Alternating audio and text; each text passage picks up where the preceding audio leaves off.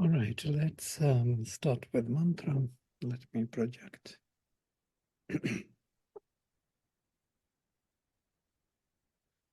Om Vang me manasi pratisthita mano me vachi pratishthitam aviravirma edhi vedasyama anistha shrutam me ma prahasi anena dhitena horatran samdadhami ritam vadishyami satyam vadishyami tanmamavadhu tadvaktaramavadhu avadhu mam avadhu vaktaram avadhu vaktaram.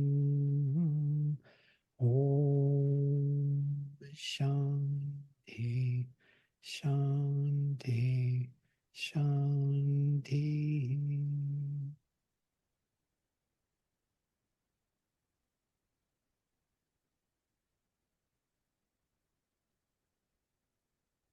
So today is hymn number 4 from Mandala 3.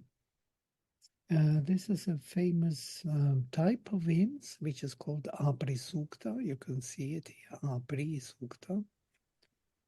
Every rishi has major rishi. From each mandala you will find one Apri Sukta. And it has a particular format. We spoke about this before when we studied it in Mandala 2, Mandala 1. Yes, we looked into Apri Suktas before. It's a specific format of the Vedic culture. So here we have different godheads involved in the same manner in each hymn. So it shows us that there was the same tradition. So it starts with kindling the fire, then he is invoked as Tanu Nalpat, as the son of force or the extension, or sometimes as Narashansa. Then we have number 3, Ila, then 4, Barhis, then 5, Devi Dvara, then Ushasana Akta, usually the same order. Yes? Ushasana Akta, the dawn and the night. Divya Hota, the 2 Hotars, divine Hotars, or 2 divine invokers. We will speak about them if we come today to this number 7. And then 3 rivers, 3 heavenly rivers, 3 goddesses, Saraswati, Ila, Bharati, or rather Ila, Saraswati, Bharati, or Mahi, then Tvashta, then Vanaspati, and then Swaha, dedicated to Swaha. So basically the same format. Let's start with the first verse. Samit sumanach bodhi asme shucha sumatim rasi basvach adeva devan yajathaya vakshi sakha sakhin sumana yakshi Agni. You see that there is sandhi taking place by tradition, but when we want to undo, so to say, to reveal the rhythm, the chandas, the meter of the verse, and this is Drashtup, then we need to undo sandhis. That tells us something, that sandhis came later by tradition. Yeah? When they were reciting hymns, the sandhis were introduced. But in the Vedic times, sandhis were not considered to be the major part of reading of the verse. What is because a sandhi? The connection, like Yakshi Agni here, and you have Yakshi Agni. So I plus A gives Ya. So we lose one syllable because we lose one vowel. Vowel is always a syllable. It builds a syllable in the meter. So when we lose the syllable and lose the vowel, we lose the syllable, we break the meter. In the classical Sanskrit and epic Sanskrit, if you take Mahabharata or Ramayana, you will see that sandhis are becoming part of the meter. Yeah, I'm speaking this to the Sanskrit students more than to maybe to others also.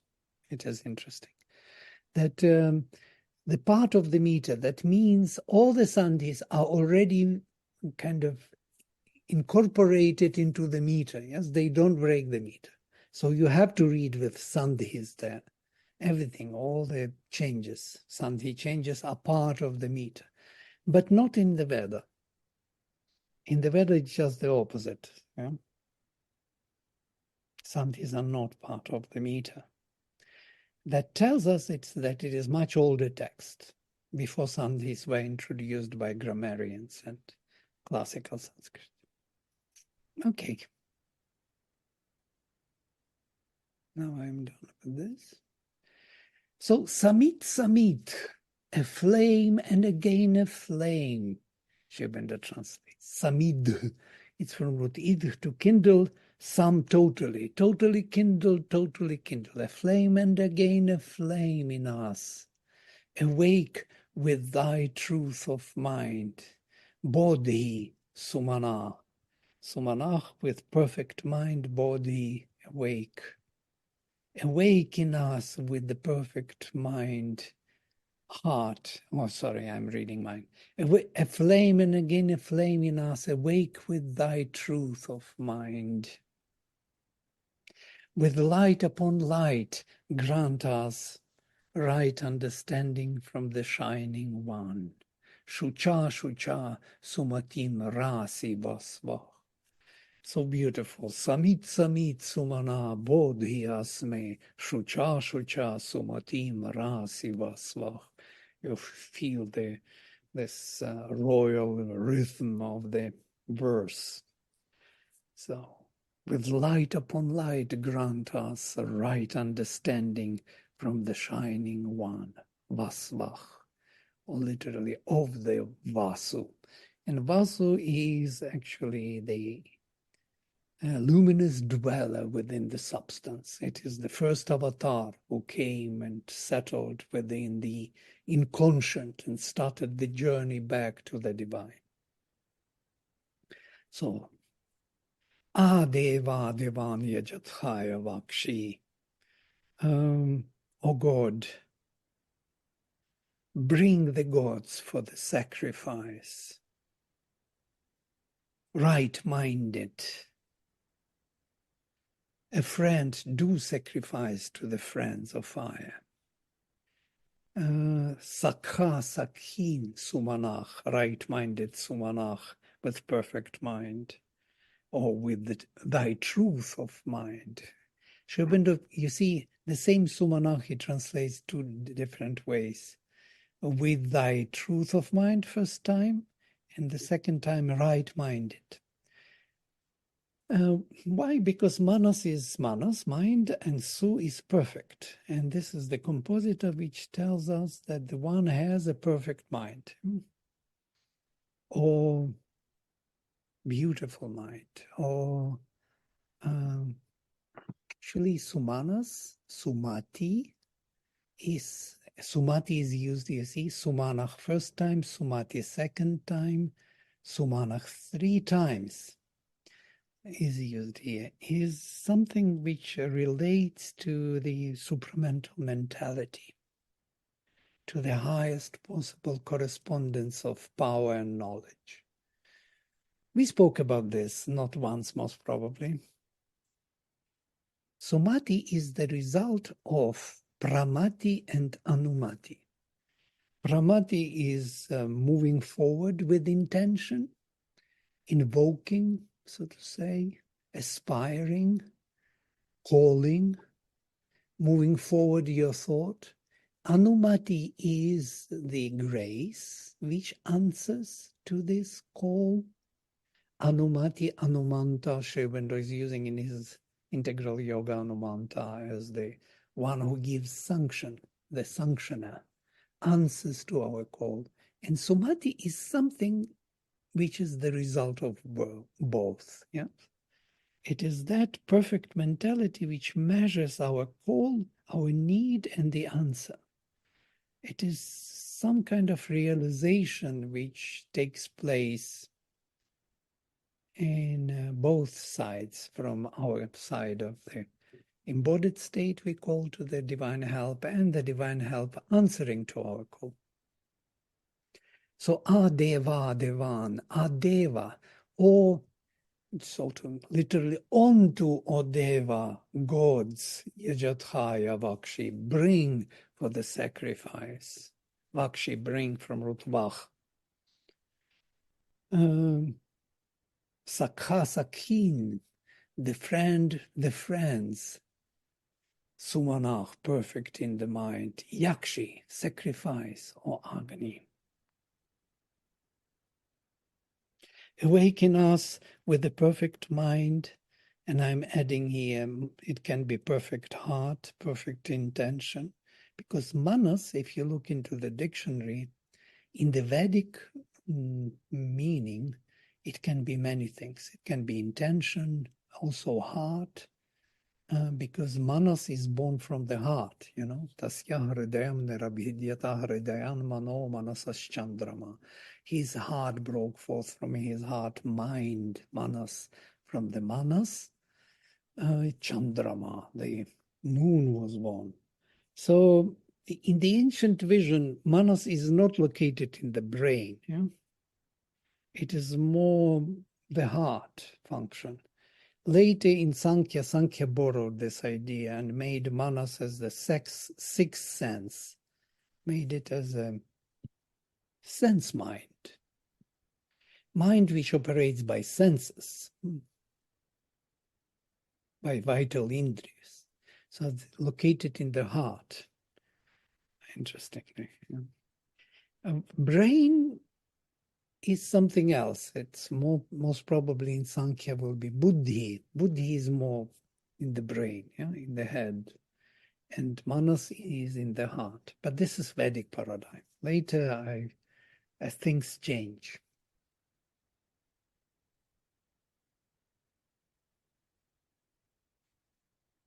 So, awaken us with the perfect mind, heart, intention. I add intention, it's important. This is the will, the free will of the mind. This manas gives us a free will. At every kindling, pure again and again, grant us the perfect mentality of the luminous dweller within the substance. Bring to us, O God, the gods for the sacrifice. Sacrifice of friend, the friends with perfect mentality, O Agni. Sacrificing the friends sacrificing the friends, the god sacrificing the gods. This is the idea of the Veda. If we get it, we get everything else. So the god sacrifices here the gods, the friend sacrifices here the friends. Who sacrifices me? He is nourishing me, says the Taitiriya. Yoma dadati saideva mabaha. Ahamannamannamadhantamadmi. I am the matter which consumes the eater of matter. I am the food which consumes the eater of food. This is the divine being. So anyone who sacrifices the divine is actually increasing his presence here. I have a quick little question here. Sure. I'm sorry to interrupt, but it's confusing me a bit. Because when you say anyone who sacrifices the divine, so what does that mean? Because sacrifice to me is like giving. Sacrifice is not only giving, it's a double process, and my mother describes this beautifully.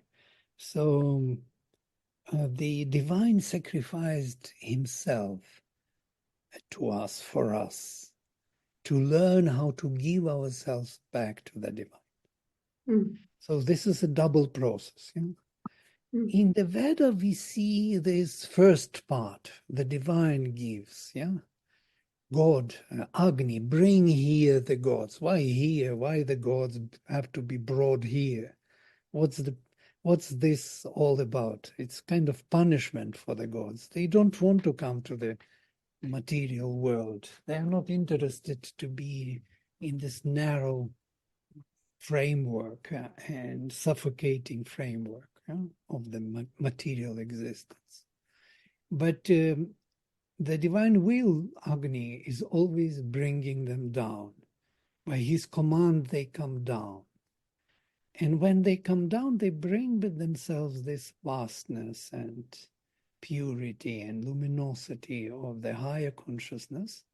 And that consciousness transforms our narrow, unregenerated way of existence.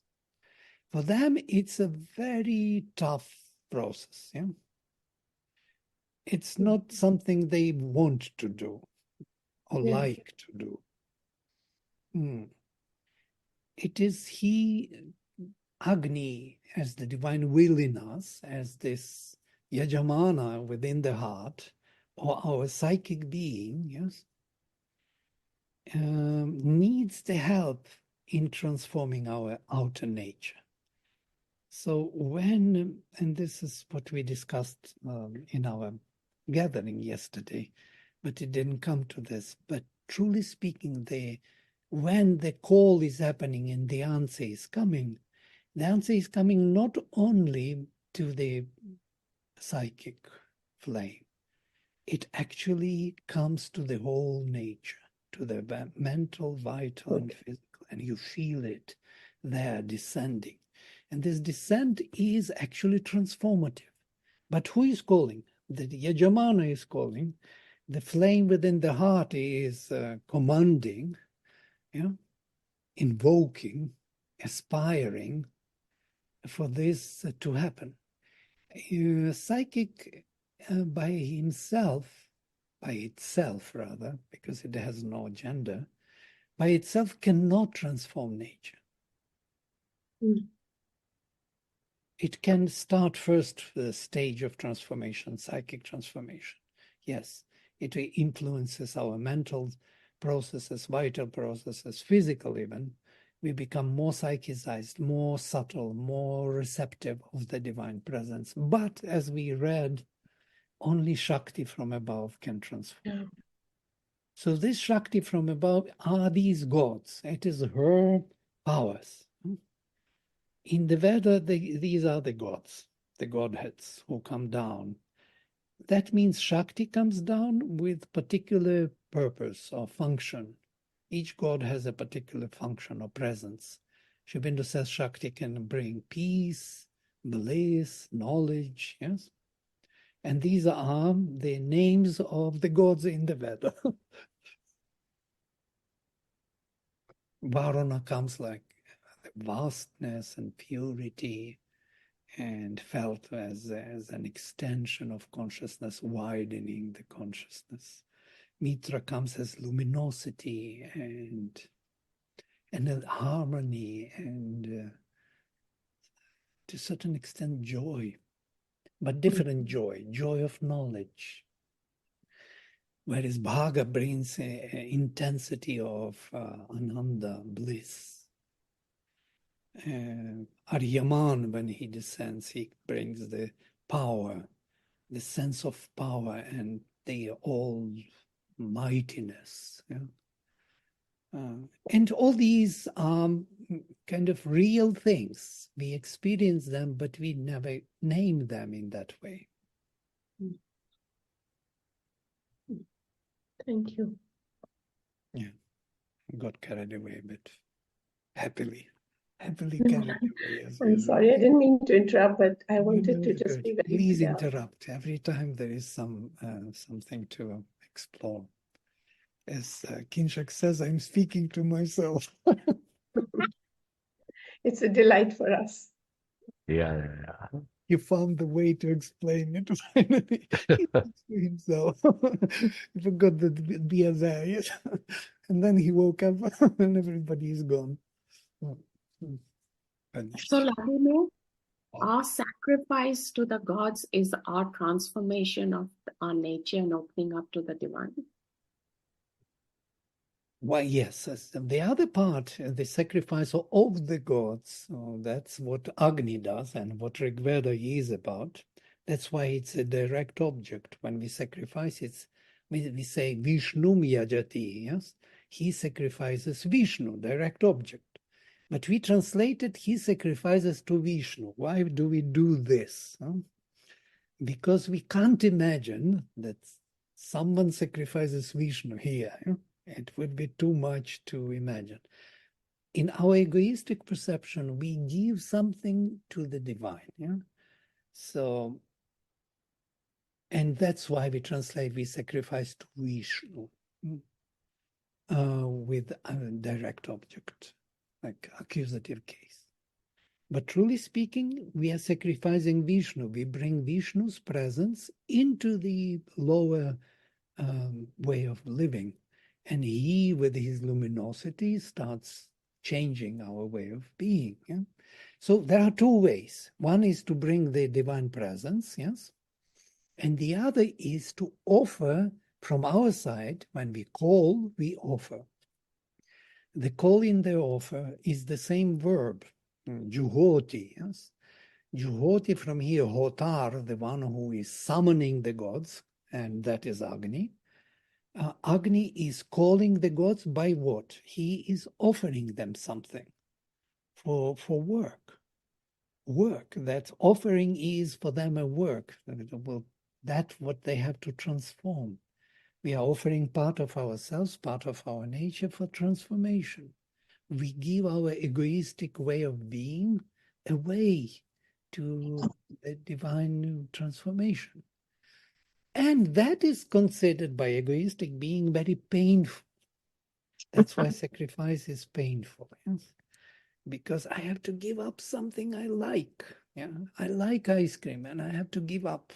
This is very, very difficult for the egoistic being, but not for the divine. Yeah? If you look at how Sri Aurobindo speaks about sacrifice, it's so different, so beautiful. I have somewhere a quotation. He says it's not a mutilation. It's just bringing more delight into existence. Yeah? It's just different view on the sacrifice. It's making our life sacred. How to make life which is mundane, darkened, narrow, sacred, and divine.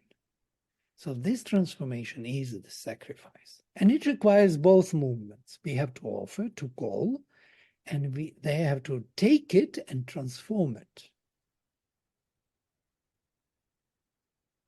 Mother describes this very beautifully. She says that the fallen beings which we are in our surface nature, all these asuras, yes, what we are in our fallen nature, unconscious beings, they do not know how to give themselves. They never knew, they never could. So that's why they fell into the opposite. So the consciousness in light turned into the darkness, yeah, the bliss turned into the suffering, the truth turned into the falsehood, and life, eternal life of the divine, turned into death. Why? Because they never did give themselves to the divine. They considered themselves to be the divine. And because of that, they fell into their opposite. They don't know love. You know, they know only self-aggrandizing, self-assertion, self-survival, all those things which we promote in our life so much, especially in the Western tradition. Egoistic way of being. They do not know how to give themselves, how to love. And for that, the sacrifice, the second stage of creation was made. The Divine Mother gave herself. The Holocaust of the Divine Mother, or sacrifice of the Purusha, was done. The second stage, you remember Aitareya, when the Purusha was created and heated up and his faculties opened up. His mouth broke forth, from mouth speech, from speech fire, and so on. All of them plunged into the darkness, into the fallen ocean of inconscient, that very ocean which was created from the first creation, fallen emanations. And from there they started to teach, by their example of self-sacrifice, the fallen emanations to learn to give themselves. So asuras are learning how to really sacrifice themselves and come back to the divine prototypes, or to the divine origin of themselves. They have to recover their divine origins. So Mother says that it was given as an example to teach the fallen emanations, to teach our unconscious way of being, this joy of self-giving, joy of surrender. If they catch this joy, then they know how to give themselves, how to invoke the transformation. And here is the Yajamana, the psychic being within us, who is the center of that sacrifice. Yajamana, who is doing this for himself, for the divine.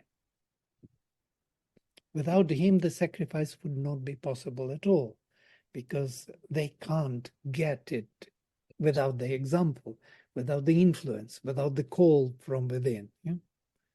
They can't. So that's the role of the psychic. I made one more round.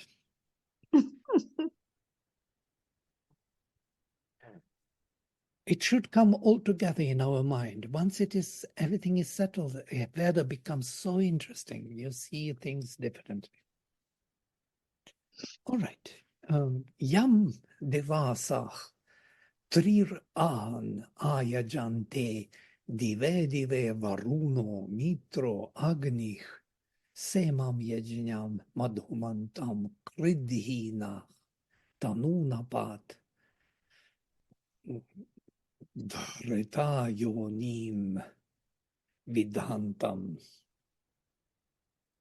Sorry, it's Ghrita Yonim. It's a misprint here. It's Dhrita and it is Ghrita. Dhrita Yonim doesn't make sense, but Ghrita Yonim Vedanta makes sense.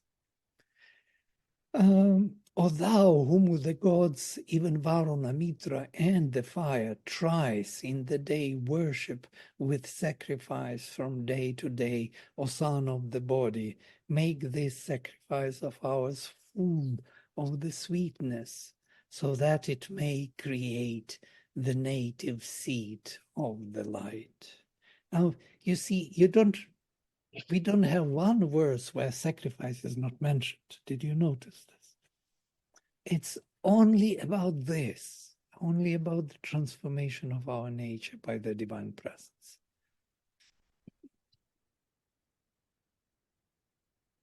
Whom the gods day by day approach for transformation, thrice a day, Varuna, Mitra, and Agni, make this sacrifice of ours full of honey, O son of extension, son of the body. I'm translating Tanunapat. Tanu is from Utan, to extend, to expand, to pull out in time and space. Son of extension. Extension introduces space and time, manifestation of some truth in time and space. He is the son of this extension. He is the force which is born from this extension and who makes this extension possible.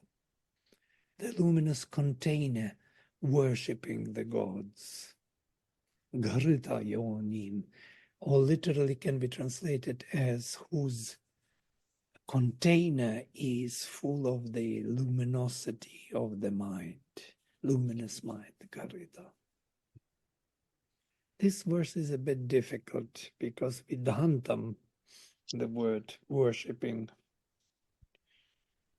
worshipping the gods in this case is like praising or like refashioning their positions or something, reestablishing their, reactivating their presence. And that is worshipping. Interesting, I found another way to say what worship is, yeah? Reactivating the presence of the powers. It's worshipping. It makes sense why we worship. We want to reactivate the presence of these powers in us. Why thrice a day? Why not more? Well, the day has morning, day, middle day, and the evening, and then we go to sleep. Maybe in the sleep, yes, since you have a sleep course of conscious sleep, there must be a fourth time somewhere. If we can, in fourth time, in the night, in the sleep, do this, I think that would be a very powerful thing. And some of us tried to do this, at least I did. And I must say, if it is happening, it has an effect for weeks and weeks. You can feel that effect. If we could do it in the night by sleeping, remembering by sleeping, then it's a big, big shift. Yeah, you're right. Actually, in the Record of Yoga, Volume 2, I think, Sri Aurobindo talks about how he does the sadhana in the night. You know, the different stages of so-called stages of sleep that we say are the different stages of going deeper into the samadhi or the trance at night, consciously. And he talks about his experiences and how he does it in the Record of Yoga.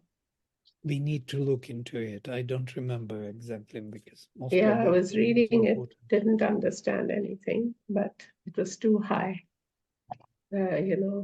spiritually.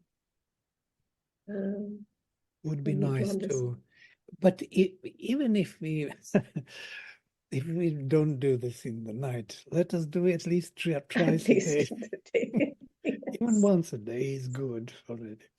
In the morning.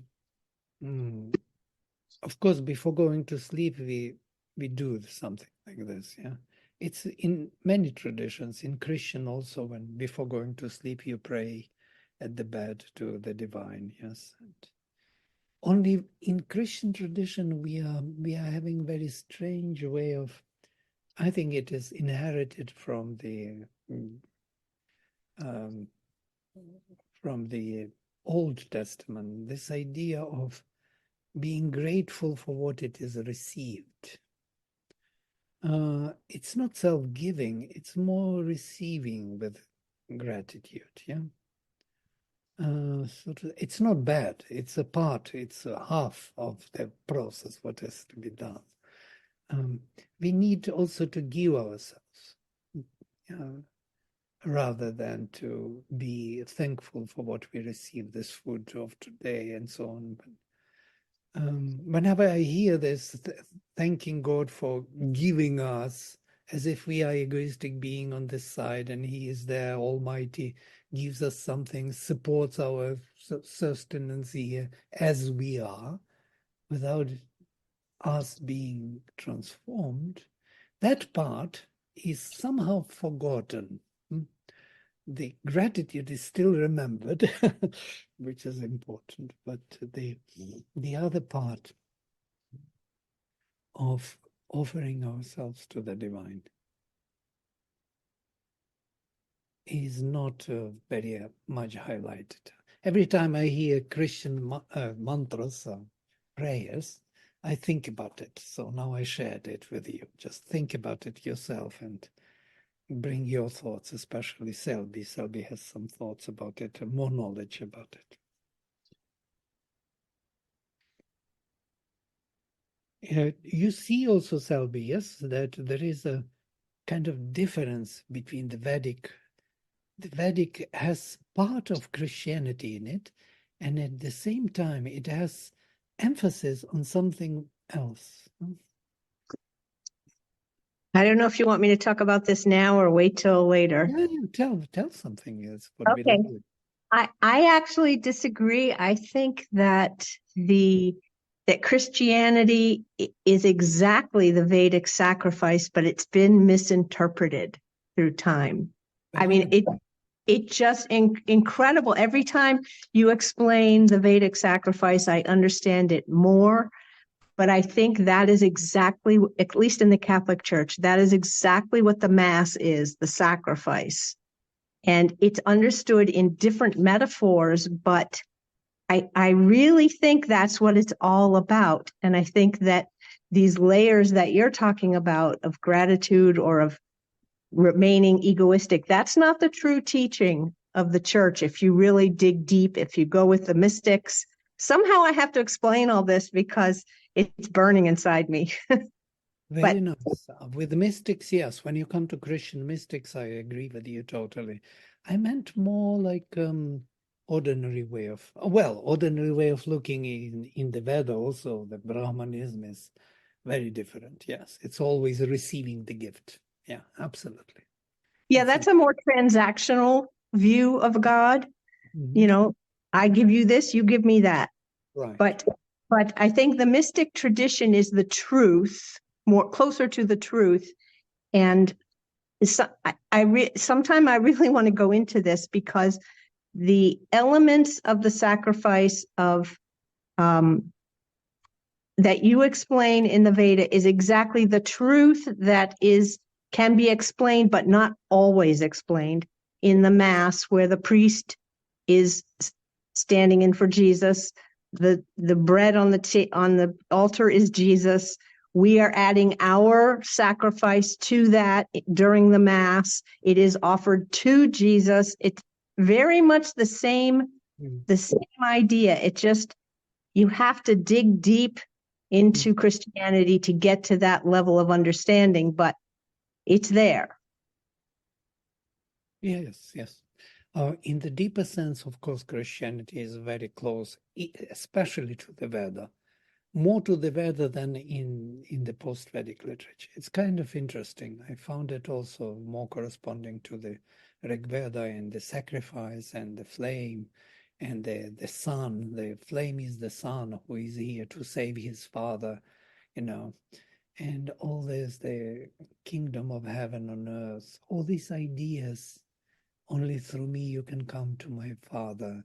All these, because Jesus is like in the heart of every man. It says that presence of the divine, the only Son of God. Yeah, that is psychic flame. That is the only Son of God. There is no other Son. Yeah, who is here doing the work, and the work is the sacrifice. And he gave himself to the humanity and to transform it. Yeah, to transform. Shubhendu says Jesus on the cross transformed the whole barbaric Europe, and made it closer brought it closer to the understanding of compassion and love and brotherhood. It made a big transformation with peoples of Europe. Yes, this is the sacrifice. Yes, Kinshuk, since we discussed it. Yeah, sorry, just few minutes. So I just want to be a little more clear about Agni's role as a messenger during this whole process. Messenger in the sense of what? Carrying something or communicating? Right.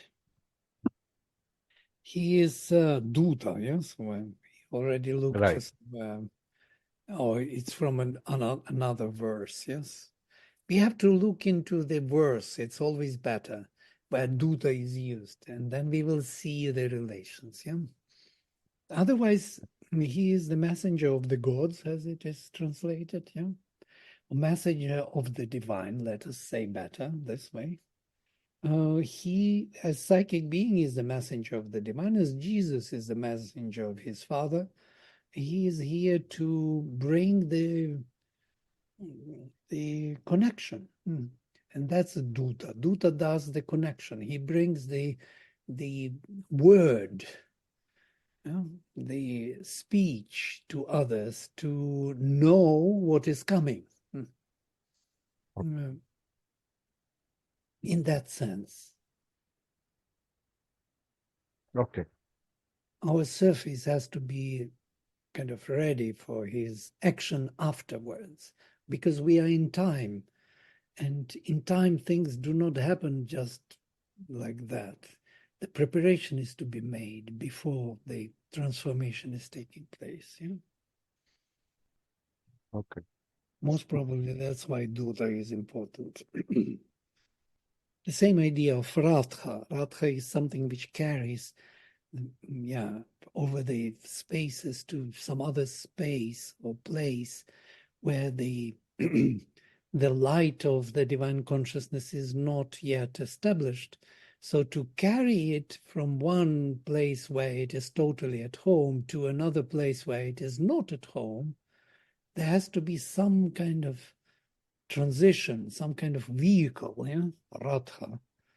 And this is the image of the Veda, that all the gods are moving in their own chariots with horses, which are very swiftnesses of the spirit, and they bring them into the environment which requires the change. But if there would be no transition, so Radha or swiftness, in time and space, how would they reach to us? So they would have to transform everything else on the way to come to us, yeah? But that is not the case. They come to us without transforming everything on the way. Also, yeah, I get it. Also, I felt one more thing. This Tanuna Pada is closely related to the word Twana, or the body, or the whatever. And I get this feeling that somehow the gods have to take a body in this place before anything more can happen. That means they have to embody themselves. Is this right thinking? I think so. And Mother says they have to, yes, that's what Agni does. He brings these forces. Agni embodies all these forces. It is through him that they come into action, yes? We think that they come kind of, but it is by him and through him, and he is, in the highest sense, he is all of them. Yes? He is the divine. But here, as a spark, as a small flame, as separate from the source, as it were, yes, he invokes them and bridges the gap. They come. So Tanu is the extension in time and space, which we represent as bodies. And they have to come into time and space, into our bodies. If you look at, we spoke about this, yes, our body as an extension of time, not only of space.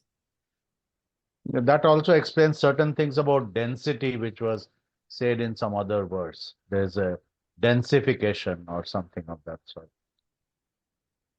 I'm just trying to relate many things together. Sorry. No. It's not, we need to clarify these things in order to proceed with conscious reading of the Veda. And you see, all this knowledge is coming from two sources. First of all, Sri Aurobindo gives all the keys, of course, and we have to study him again and again and review again, because there is always something fresh and very, very special. It gives us some kind of experience, understanding deeper than just mental understanding. And the other source is language itself. Sanskrit, Vedic Sanskrit, roots, simple roots, which give us the idea, simple idea. With keys of Sri Aurobindo and his experience and ours, we can put together something like a glimpse of understanding. Of course, it's not a final and it's not the deep as it is in the Vedic terms, yeah? But it is still a proximity towards this truth. Okay. Did I read the whole? Yes, I did. Okay, whom the gods day by day approach by, for transformation thrice a day. Yeah, thrice a day we discussed.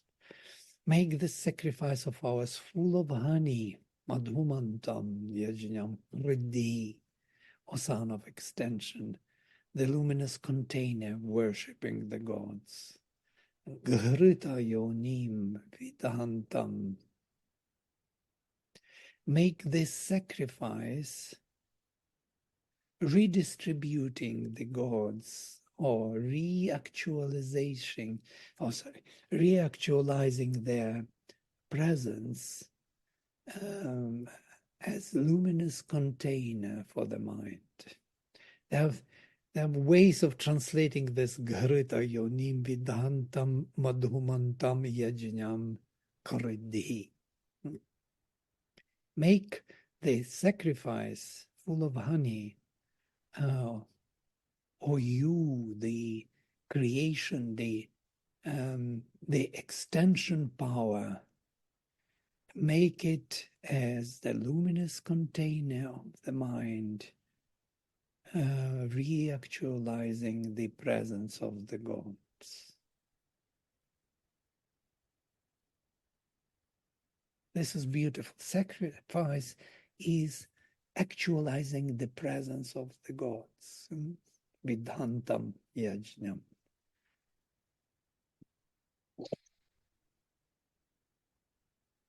You can see also Griffith's translation. I will not go into it. I put here the footnote for myself. Oh, it's Sri Aurobindo's, yes. Or the place that offers itself to become a luminous container. It's a very, very nice way to put it, yeah. Ghrita yonim, the place that offers itself, vidhantam, to become a luminous container. The sacrifice. The sacrifice is the place which offers itself to become a luminous container. So, Vladimir, I have a thought that thrice a day, can it also be when we totally remember the divine in our physical, vital, and mental? Therefore, we are remembering him all the time during the day. That's how the transformation in us turns to honey and the container becomes luminous.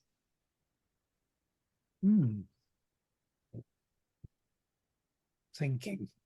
That's the thought. Actually, trich ahan. There are two different words. Ahan in the day, thrice, literally thrice in the day. Can be that in the day, during the day, in three different thrice, triple, yeah.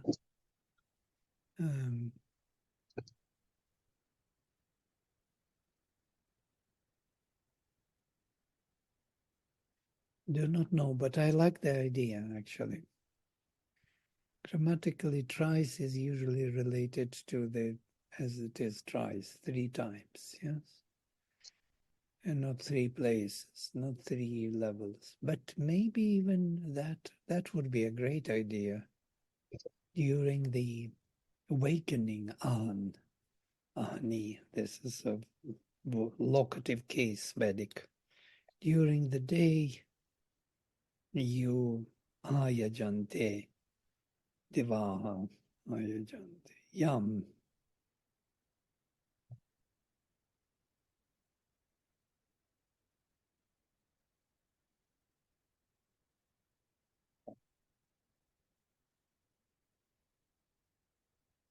Interestingly, it is whom the gods worship, whom the gods sacrifice 3 times a day. All the time, dive, so day by day. Varuna, Mitra, Agni, these 3 are mentioned many times, and especially in Apri Suktas, exactly these, Varuna, Mitra, Agni. Varuna is the vastness and purity of the divine existence. Mitra is luminosity of the divine consciousness. And Agni is the one who leads us forward. Agrenayati. He is the leader forward in time. Whom the gods sacrifice. Interesting, yeah? Or what the gods sacrifice here day by day, including Varuna, Mitra, and Naryaman. That sacrifice make full of honey.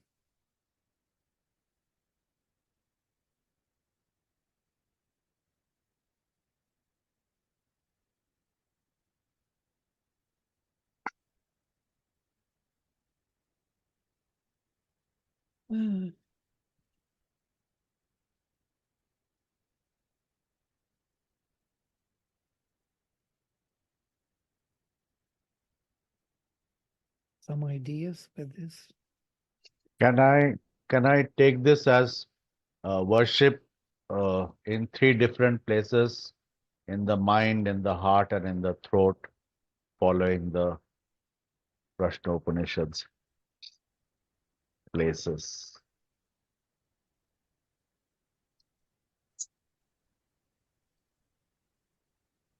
Most probably it's open to interpretation. There is no interpretation given. But thrice a day is there. I think it's more ritualistic, like morning, daytime, and when the sun is rising, sun is in the, and then sun is setting. It could be in the waking consciousness, and O son of the body. The appeal is to the son of the body. The prayer is to the son of the body. Even the gods worshipping with sacrifice to the son of the body. The son of the body to me is the psychic, who will make the sacrifice full of sweetness in order to create the light. The psychic being the Yajamana, he will make the sacrifice full of sweetness, and even the gods worship him with the sacrifice day to day. But this can only happen when the being, the physical being, becomes more conscious and brings the psychic in the front with the help of Agni, by always realizing the divine in every thought, word, action throughout the day. Then the psychic awakes and comes in front. Ideally, yes. Yeah. So, but this happens even without our knowledge. Yeah. The worship of the gods carries on, the sacrifice carries on, even whether we are conscious of it or not. And to me, the key phrase here is, O son of the body, because it's being addressed to the son of the body, O thou whom the gods, even so-and-so, so-and-so, and so-and-so, thrice in the day worship with sacrifice. And then they address, O son of the body, make the sacrifice full of sweetness. So who is the son of the body? Looking at that, it seems that they are addressing the psychic being, offering the sacrifice. Yeah, in the waking consciousness. Heart, yes. That's where what Gita Shri said, in the waking consciousness, to do it consciously, maybe. What came to me when we were discussing all this is this, that Sri Aurobindo views the time And the planes of consciousness on the same scale or on the parallel scale, as it were. When we speak about the Navagva rishis, rishis of 9 rays, he says these can be 9 levels of consciousness or 9 months. And this actually is always staying at the back of my mind, that time and space are somehow related in the mysterious way. Like the sun, when it rotates around, the earth rotates around the sun full circle, then we have the year. Yeah? And the year is the representative of the whole universe. Why? Because within this time frame, all the godheads and gods are participating in the sacrifice in their order. Yeah? And then we start another cycle, and that means the same set will be activated. Yeah? So nothing is left out from this fullness of time. So if I take the full day as the measurement of the fullness of participation of all the powers within the sacrifice, then most probably it can be mapped up on the levels of consciousness the same way. That's where I'm heading at. That the time and space are related in the sacrifice, through the sacrifice as the measurement of things. So in that sense, Gita Shri is right. Tries can be 3, the fullness of the day, or the fullness of our being. Yeah? And that means extension in that sense. Yes, Selda. In the Hebrew tradition, they have in the temple, I believe, the morning and evening sacrifice. And in the Christian tradition, in addition to the Mass, let's say in the monastic setting, there's the liturgy of the hours, where literally every 3 hours during the whole 24, there's a time of prayer, which is a way of, they don't use the word divinizing, but making sacred the whole hours, all of the day. And I find that very interesting that you said that sacrifice and sacred are related, because I never would have thought of it that way. But they do have the phrase in Christianity, the sacrifice of praise, and that God wants not sacrifice of animals, but God wants sacrifice of praise and thanksgiving. So they do have the same, I can't think of the word that they use now.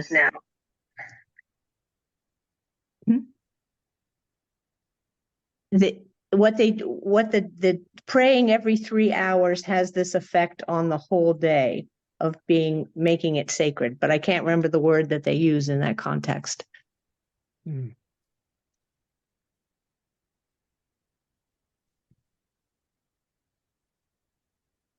Right. Okay, we can stop here. Making sacred full space, full time, full space in time, in this case, overlapping. And so it could be the triple existence of ours, the fullness of our manifestation in time, because all the devatas, which relate to our mind, vital and physical, are activated within this framework for the sacrifice. So sacrifice is a constant, ongoing evolution of consciousness, which cannot be stopped, which cannot be, postponed or anything of the kind. It is the power which is leading forward, whether we want it or not. We may only make difficult for ourselves if we resist. If we become too egoistic, it will be more disaster for us, more turmoils as we have it nowadays in the world, because the humanity is resisting. It wants to maintain its own small achievements, egoistic settlements, and this is not going to endure. It will be crushed. And the faster we understand, the better it will be for all of us, that we have to progress in consciousness and help everyone to grow in consciousness. All right, we can stop here for today. Only 2 verses, and then we will continue next time. Om Sarve Bhavantu Sukhinaha Sarve Santu Niramaya Sarve Bhadrani Pashyantu Ma Kaschit Dukha Bhag Bhavet. Om Shanti Shanti Shanti.